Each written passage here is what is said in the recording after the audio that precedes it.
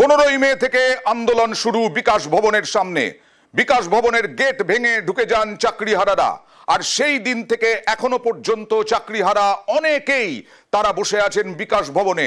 সেই চাকরিহারাদেরকে এবার শোকজ করলো মধ্যশিক্ষা পর্ষদ, অর্থাৎ চাকরিহারা শিক্ষক যারা যোগ্য কোট আনকোট আন্দোলনরত তাদেরকে এবার শোকজ করা হলো। 7 দিনের মধ্যে লিখিত জবাব তলব করলো মধ্যশিক্ষা পর্ষদ। কি বলা হয়েছে মধ্যশিক্ষা পর্ষদের তরফে এবং কতজন এখনো পর্যন্ত পেয়েছেন এই চিঠি? সরাসরি চলে যাব সোমরাজের সঙ্গে কথা বলবো। সোমরাজ,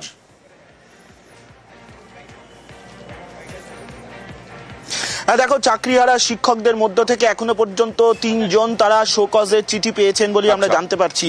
মূলত এই 3 জনকে যে শোকজের চিঠি দিয়েছে মধ্যশিক্ষা পর্ষদের ডেপুটি সেক্রেটারি ডিসিপ্লিনারি কমিটি, তার তরফে বলা হয়েছে যে গত 15 তারিখ যে ভিডিও ফুটেজ সেখানে দেখা যাচ্ছে গেট ভেঙে তারা বিকাশ ভবনের ভেতরে ঢুকছেন এবং তারপরে নির্দিষ্ট ছুটি সময়সীমার পর সরকারি অফিসের কর্মচারীরা তারা বাইরে বেরোতে পারছেন না।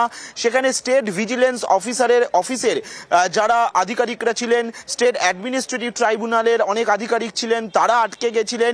মূলত এই দুটি সরকারি দফতরের কথা উল্লেখ করা হয়েছে চিঠিতে। এছাড়াও একাধিক সরকারি কর্মচারীরা তারা আটকে পড়েছেন এবং সেই কারণে এবং সরকারি সম্পত্তি তারা নষ্ট করেছেন, সরকারি সম্পত্তির অপব্যবহার করেছেন এবং বেশ কিছু অশ্লীল কথাবার্তা বলেছেন সরকারি কর্মচারীদের। এবং মনে রাখতে হবে সেখানে পুলিশ ছিল, পুলিশকে উদ্দেশ্য করেও কিছু কথা বলেছেন এবং সেই জন্যই কিন্তু তাদেরকে শোকজ করা হয়েছে। পর্ষদের তরফে যে শোকজ করা হয়েছে তা ইতিমধ্যেই 3 জনের কাছে পৌঁছেছে, যদিও যাদেরকে শোকজ করা হয়েছে তারা এখনো পর্যন্ত কোনো কথা বলতে চাইছেন না। তবে শুধু তারা জানাচ্ছেন যে শোকজের চিঠি তাদের কাছে এসেছে তারা তার উত্তর দেবে।